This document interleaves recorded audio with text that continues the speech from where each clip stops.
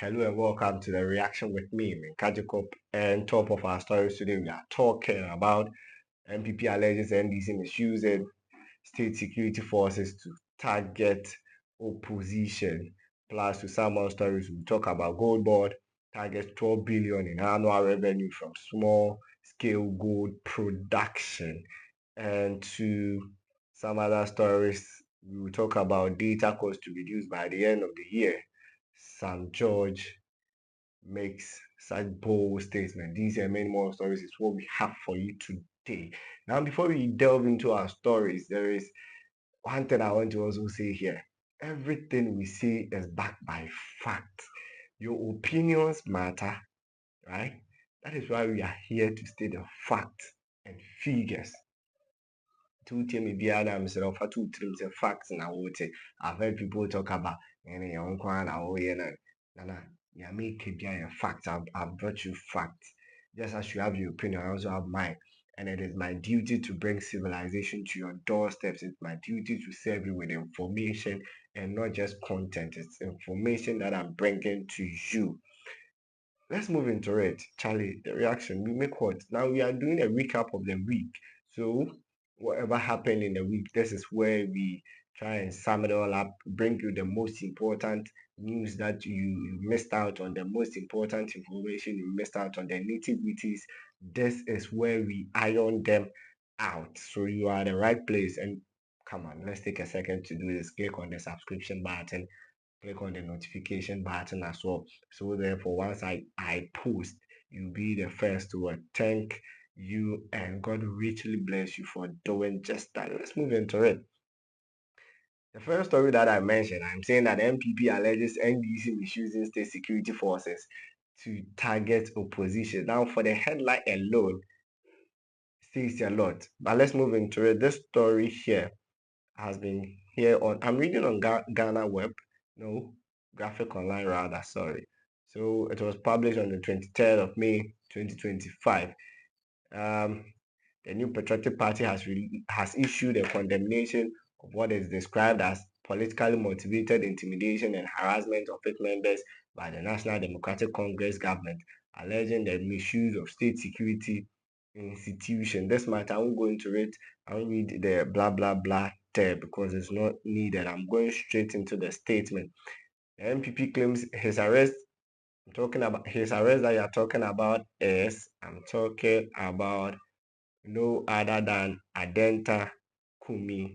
So he says that in a press release issued today, the party demanded an immediate halt to these actions, labeling them a direct assault on Ghana's democracy and the rule of law. The NPP statement followed the dramatic arrest of Alfred Abebi Kumi, a party member widely known as Adenta Kumi, by heavily armed operatives believed to be from the National Intelligence Bureau. So, in a statement, they said that the state's duty is to engage with legitimate grievances through due processes, not through brute force and intimidation. And that is where we pick our first statement from. Today, we are hearing from the opposition side. They just gone by NPP government. Like, our politics is now losing conscience. And I don't want to believe that these people majoring in such conversations don't have conscience. I don't want to believe that. Ah, is this not the same MPP with Operation whatever? Is this not the same MPP claimed that, yes, indeed, they had a lot of facts, and then for them, if they arrest you with brute force, it is normal. A lot of cases gone by in the NPP government. They used brute forces to just find their way out. And at that moment, it was cool. It was normal. I won't mention names. These instances happened. They happened though, to the extent that they got to a point where a lady judge, a pregnant judge, adjudicating on a particular case, saw members of the NPP attack tags from the NPP side get into the courtroom, find their way out, do whatever they wanted to do. Yet what happened? Yet what happened? In recent cases, they attacked not even anybody, but the fourth state or the fourth arm of government, which is the media. UTV were having a show called the Showbiz, whatever, United Showbiz. They were there and they got attacked by thugs of the NPP. They believed that the conversations at that moment was against their party and that they have the power to go do whatever they did. What did the NPP do? The then NPP government, what did they do? Now moving to a certain angle, follow me carefully. Looking at all the wrongs that happened in the government at the time, they justified it. We got to find out that a certain minister for sanitation was hoarding huge sums of money in her house. Going according to the statement released by the Office of the Special Prosecutor, it says that it had different currencies from euros to dollars to pounds to the Ghanaian cedi itself. The first thing we heard from the president was, "My dear Cecilia, I know you'll be vindicated." Now, if you had so much wrong in your government and you decided not to use the law, you decided to neglect the law, you decided to flirt with the law as a government of the day, are you expecting the new government to also follow same suit? That's my question. I'm only asking a question too. If you saw so much wrongs, if you supervise so much wrongs in your government to the extent that ECG was able to afford or buy or purchase equipment and materials for the company, which they knew that in the next 10 to 15 years, they were not going to be in use. The country wouldn't have been in need of them. And you supervise such governance, yet nothing happened. Are you telling the new government that they should allow them be?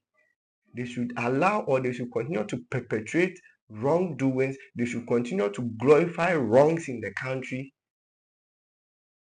Is that what they are saying? Is that what they are saying? For me, that's my angle. Is that what the new government, the new patriotic party is telling us? Are they neglecting one word in their party name, which is the patriotism? They are neglecting it. Yeah, to happen. Obi ayɛ bɔne, wayɛ adeɛ, even mpo sɛ ɛnyɛ bɔne mpo ne yɛbɛtoto n'ano a, you see, brute force, borɔfo na aba ɔmo ano na ɔmo ka. It moves on and says that the NPP called on Ghanaian civil society organizations and democratic institutions to resist what is termed a calculated erosion of opposition rights.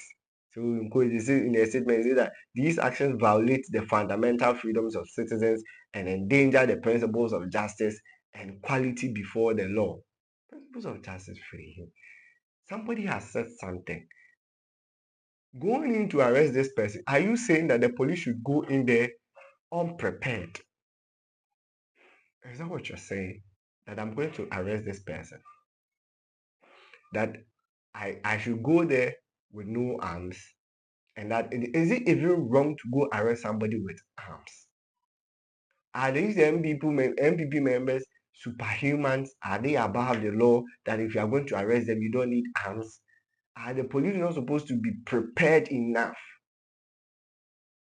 Going into it, you never know what this person is ready for or is having in his or her house or is having or is in possession of. Should the police go and arrest these members unarmed? Is that what the NPP is telling us? They should tell us, they should come clear that if you are coming to arrest any member of the NPP, don't come in prepared.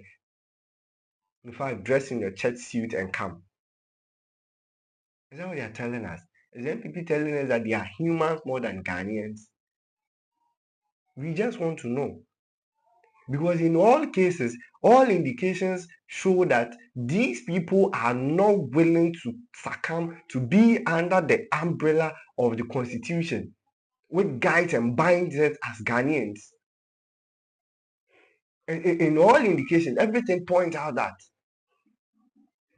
we live in a country where one businessman Who bought or had the power or had all the legal documents to own a mining site? Because he claimed that the indigents had encroached the place, he was able to deploy soldiers and security personnel to go abuse them. That matter went into the 8th parliament. What happened to it? Nothing. Is the NPP still telling us that we should continue with that same suit? And that at the time, the president, the former president, His Excellency Nana Addo Dankwa, you were the commander-in-chief of the Ghana Armed Forces. It got to a point where, look at the transition from the 7th parliament to the 8th parliament. What happened? Soldiers were deployed to parliament. That could have turned into anything. What happened? Oh, should we follow saying, are they telling us that their wrongs are supposed to be followed? What kind of hypocrisy is that? If it is wrong then, it should be wrong now. Nobody is chasing anybody. Nobody. In fact, nobody cares. Nobody cares. And then you begin to hear statements. If you begin to hear statements like, don't mind them, just take it as it is. Look, this propaganda, this jandam propaganda won't work. It won't work. Then you begin to hear statements from the likes of Ahiyanda. Yes, it is a calculated attack on the NPP and what? Somebody has committed crime. Going in for the person does not make the government of the day bad. So stop painting them bad. It doesn't. Better still, you could just take this opportunity to apologize to Ghanaians over how bad you were as a government during your tenure. Rather than we hear statement from the likes of Bamia making noise, they are resuming their campaign, their thank you tour campaign in Eastern region. Thank God, really by Monday they will begin. Charlie, you better go and waste time on that thing, or you shouldn't come here at all. It shouldn't. Let's move into some other stories. Let's not waste time on that NPP case. GOLDBOD targets 12 billion in annual revenue from small scale gold production. We in some now today, follow me. I have some little bit of statistics to bring out. Let's first pick this. With the headline, just pick the headline. I'm not going into the story yet. It says that GOLDBOD target, that's their target to 12 billion in annual revenue from small scale gold production. A small scale legal? Yes. Is Galamsey legal? No. Did Galamsey destroy our nation? Yes. Is illegal mining wrong in this country? Yes. No, follow me. Don't rush things. Let's follow suit. Pepe Dimechi. Don't get missing. Are they telling us that back in the days, few months ago, we're told that small scale miners were not making anything, to the extent that when the president at the time, talking about His Excellency Nana Addo Dankwa, at the time he mentioned that the mining industry of this country, especially the gold mining of this country, is going to be suspended. In a year where it was suspended, that year Ghana recorded a lot of export. Where did we get the gold from to export them? No policy, just doing anything they want to do. So follow. It says that in 2024, Ghana's gold export generated 11.6 billion in revenue in 2024. That which was a combination of what? Illegal mining and then what? Legal mining. Small scale mining, legal. Galamsey, illegal. Galamsey was more of it. If you were supposed to compare, somebody who asks that, where is your fact? That is true. That's the truth. That's the truth. Up to today, if I'm going according to the Lands and Natural Mineral Resource Minister, who stated that the Akwanta mines were also involved in this Galamsey issue. They were destroying our forest reserves. At the time they were destroying the forest reserves, all in search of gold. Where did they export them to? Did that add up to the amount of gold exported as a country? Yes, of course, it added. So let's move. And it also states that if government at the time with no policy combining illegal mining and legal minings together, right? And was able to just generate a little over 11.6 billion in a year with the right policies, TBA, with the right policies.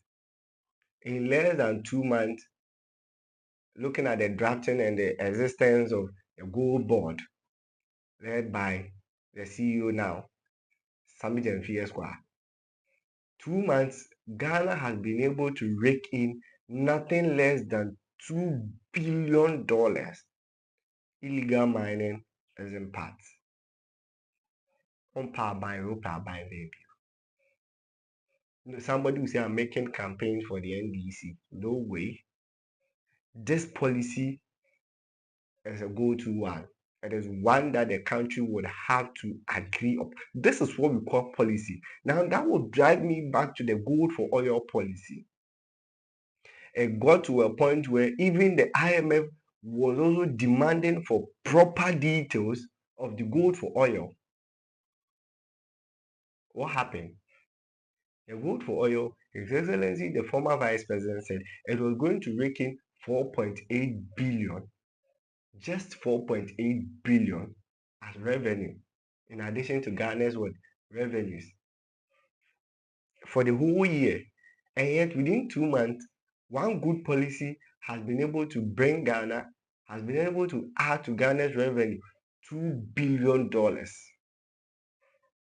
Yet these same people, at the time they were implementing the gold for oil policy, they had claimed that this was going to have ripple effects on the inflation rate and at the same time our cedi to dollar values. What happened to the cedi to dollar value? It further skyrocketed, and we were even questioning this policy. Is the gold for oil making sense to anybody? To the extent that even the industry players at the time were also complaining that this gold for oil was a sham. You were taking the gold, Ghana gold, to go in for oil, and you were asking, who were you buying the oil from? You said a middleman will do this, and that will happen. What happened? Nothing. Did it even yield any positive result? No. No, and yet today you sit at home and you are making noise. Yes, your good for oil is one of the reasons why it is our cedi to dollar values are making sense now. Today, the cedi to the dollar is $1, 10 cedis plus some points. Huge improvement. Now, for those who don't know, even for the NPP themselves, if they don't know, read graphic online.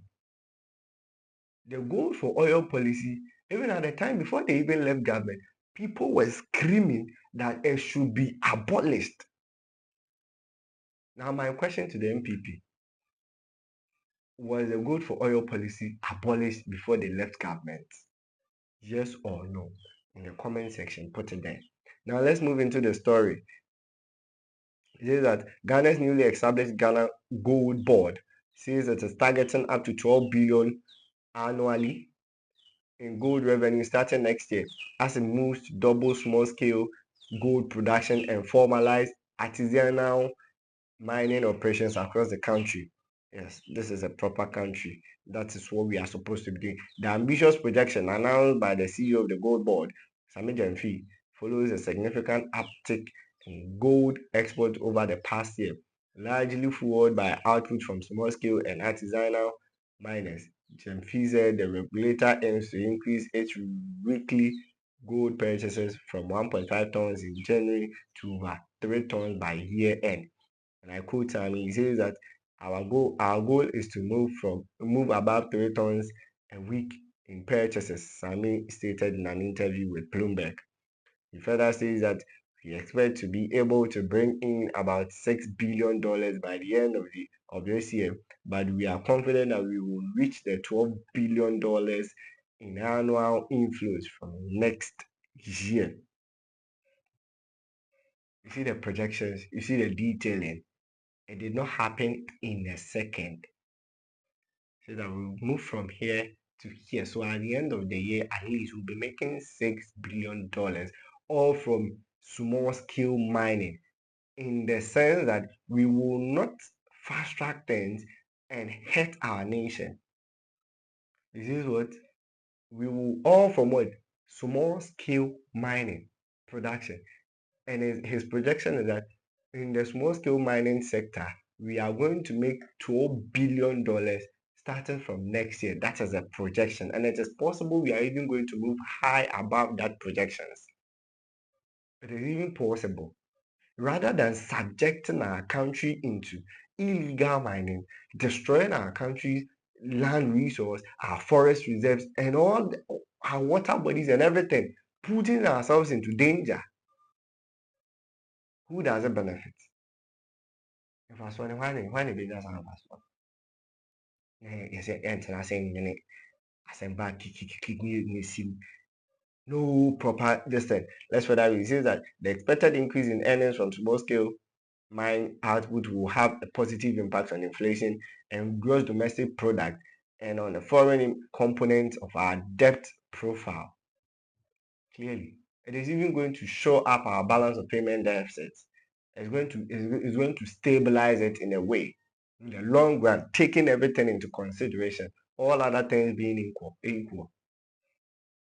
We did not hear such things in the previous government. Somebody would say, why then do you continue revisiting the look? We have to compare, even though governance is continuity. We have to. We did not see such things though. The former government, they would have formed committees, a 40-member committee, look at why the value of the CD to the dollar is reducing, and yet we won't get any result out of the meetings. Form a committee to find a way to curb the galamsey menace. What happened? Nothing. Find pastors, give them per diems, pay their traveling allowances, take them to the galamsey side, let them go and stand there and pray. I think it's a mukroma. Yet onipa that's any NPP bet now say you are attacking me. You are attacking me. Who is attacking me? Oh yeah, we will come talk about it. And today the settlement, they say that it is a targeted effort from the government of the day. We hear one chairman in Ashanti region making noise, crying. Today he himself has lost his voice. At the time that he was able to make noise and scream, to the extent that he sat on live television showcasing gold bars, how rich he is. Today he's crying. Oh, baby, careful. This song is to him. If you know him, please take this part and give it to him. Now, let's move to some other stories. Government to abolish GRA's collection of property tax. Now, the same way, for this one, I don't agree with the minister. Says that the Minister of Local Government, Religious and Chieftaincy Affairs, Ahmed Ibrahim, has said the government has decided to abolish the centralized collection of property tax by the Ghana Revenue Authority. For me, I don't agree with this. This is a bad thinking. I don't know which position or which angle is the government thinking from, but the centralization of property tax collection has, they first have to reaccount to us. So if I'm picking it from, I think I'm reading from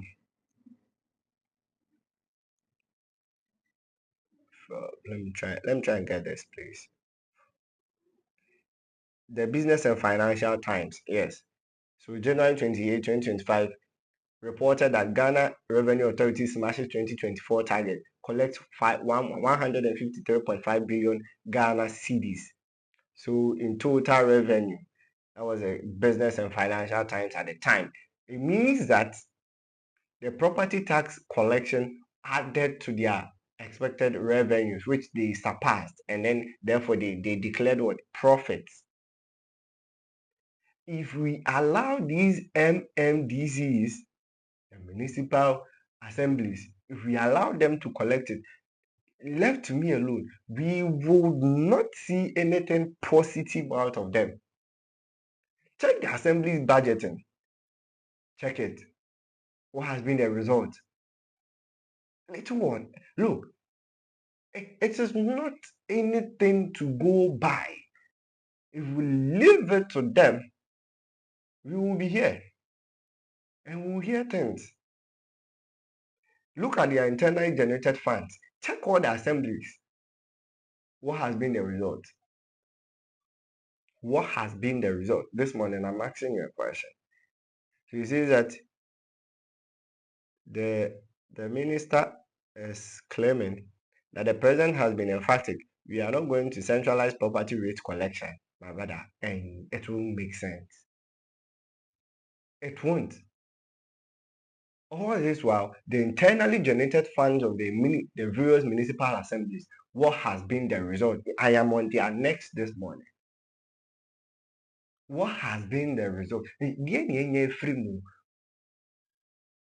What? Is it feeder route? Is it construction of six story building schools? Is it provision of what? They've collected huge amounts of money year in, year out.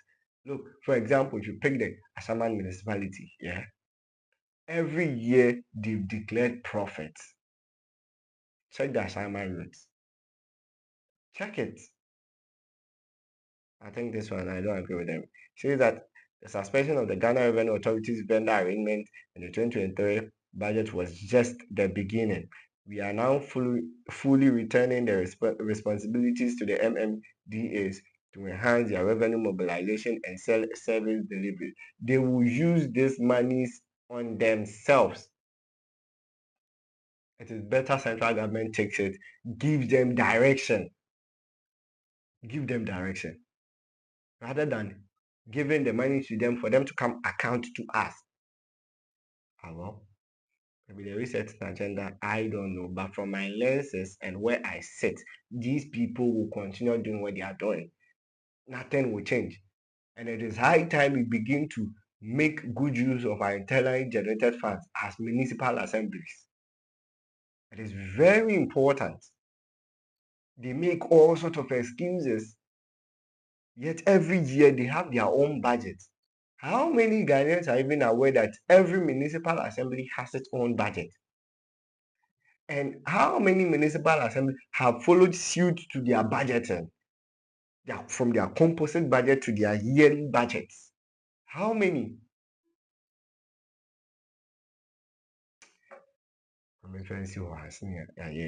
The next story we'll touch on is the data cost to reduce by end of the year. Oh man, the man with the sensation, the trending man, Sam George. He says that the Ministry of Communication, Digital Technology and Innovation is working towards ensuring reduction in connectivity costs by the end of the year. So he has given us projections. Young men and women, Charlie, me myself, if I will talk some. Charlie, the data prices in this country, look, it will choke you. I so many. But if something is expensive, look, right now, the food is not expensive like that. It be normal. Data services. Now let's move. I'm quoting this that on the basis of that roadmap, I made the Director General of the NCA and the regulator engage with stakeholders on what we could do in the immediate, medium term, and the long term. So to citizens of this country, my promise is that by the end of this year, we will see data prices drop, and I remain committed to it. We will deliver on that. I trust the process. Okay. So relax and would want to give him some time, given the benefits of the doubt, that at the end of the year, Ghanaians will see a lot of great things when it comes to our data prices and services. But if we don't see them, we are going to have a big problem with him. Chairman, I'll come back and hold your neck. Knowing you, I know you. And you'll be our best one in a minute. So make sure say this promise. It shouldn't be the one do one air promise. It shouldn't be. Come and give us details. Make sure you are seeing results, not just details. Results. Okay, okay. So let's move into the next story which I have here. And before I get into that story, I want to also say this. In our own thoughts and our own view, as we always say, opinions are like noses. Everybody feels either as part of the government or not part of it, depending on where you stand. But look, in this last 5 months of the NDC government, we've seen a lot of good things. And it is only in order for us to shout it. If it was bad, we are going to shout it. Just as me saying that the Ghana Revenue Authority, their power and their mandate to collect the property tax to central government, it is in the right direction. Government should not change it. Government should not change it. If we sit here and continue to allow our emotions take total control of us, making certain decisions will be very difficult. For me, I also have some huge problems with the appointments of His Excellency John Dramani Mahama. He has made certain appointments which, for me, there is a question mark on it. But who am I? He's the president. Okay. Okay. So let's move into some other story which are talking about caught in his own words. This is a story written by Ghana Web. Says that until Fojo pressures Ablakwa to resign over Veeb's use of jets. Until Fojo and Yaman, ah, the team. Okay, so at least he has made his point.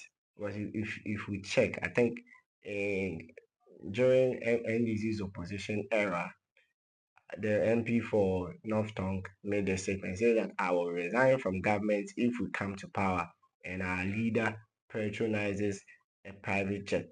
I will resign. Why should I stay there? What I do is based on principle. It is not personal. It is not that I hate President Akufo-Addo or love him. That's not the point. It's about the principle, about protecting the public purse. I will resign. I once resigned from the appointment committee, Ablakwa said during a radio interview. This was last year or some few years ago. So on the basis of that, if you look, I think he was speaking in context. In this context, I am not going to support anybody, but you see, for a black man to make such statements, he means that he knows what he was saying. He was speaking on the basis of the overspending of our leaders at the time. So in a case where we had our own private jet as a country, the president could have moved around with less revenue spent on him, and he decided to pick private jets. Any reasonable person would have gotten angry. Even me, I would have been angry. But what happened? The NPP at the time justified it. Yes, it was because of this and that. But no amount of justification should have allowed His Excellency, the former president, do such things or engage in such activities. And even not for somebody like Okujoto Ablakwa, this man would have used or splashed our monies for such activities. So at the time, Okujoto was on his head, was on his neck, and made sure that the man stopped spending on such things. But today, so for today, if you tell me how much has the vice president spent on such private jets? How much? In Team Forjo. So in Team Forjo is saying that, I'm quoting him, you have hanged yourself with your own words. You were categorically in your vow. You dared Ghanaians by stating that you would immediately resign as minister if your presidency ever used a private jet. And here we are. Our vice president was graciously returned to Ghana to continue her duties abroad. Hey, na Ghana Ebofubeni. Our vice president was recently returned to Ghana to continue her duties aboard a, a private jet paid by Ghanaian taxpayers. So okay, so let's put it in context here. What if I wasn't there? What if the president, this is John Dramani Mahama, was at the time using the private jet for the country? Which one would the vice president use? Wasn't it was going to be very reasonable if you tell me that, oh, at the time Nana Dankwa was using the private jets and therefore Bawumia also wanted to travel. So he also hired a private jet. Any reasonable person would have understood. But if you tell me, Uncle baby, we all know what has happened to our vice president. So she returning back in a private jet. Okay. And Tim Fojo was also not able to tell us that it was truly Ghanaian taxpayers' money. We were in this country a few months ago and the NPP was making noise. Why is the president using his brother's private jet for national duties? Were we not here? Today, these same people are making noise. So it means that they are trapping us. They want to trap. Look, attacking the government won't help anybody. And it will be better for the new patriotic party to go by their name, that we are patriotic. We are being patriotic enough. I'm not here to defend anybody. And if Okujeto made such statement, I believe that he was making it in context that squandering our taxpayers' money on private jets and other luxurious lifestyles will not help anybody.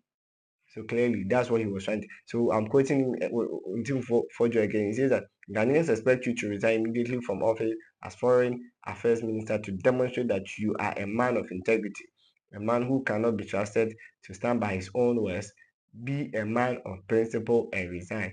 Just for the record, the use of private jets by the president or vice president when required is not a crime, nor is it inappropriate when the president jets his unavailable. Okay, you're not the answer, same view. As you will be back anyone open with die. Okay, this is where we are ending today's stories. Thanks for joining me on the reaction. And please do want to click on the subscription button. It's very important.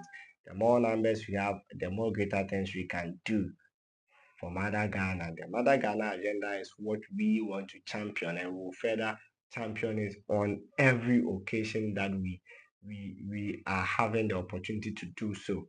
Thanks for joining me, and my name is Jacob. I'm out.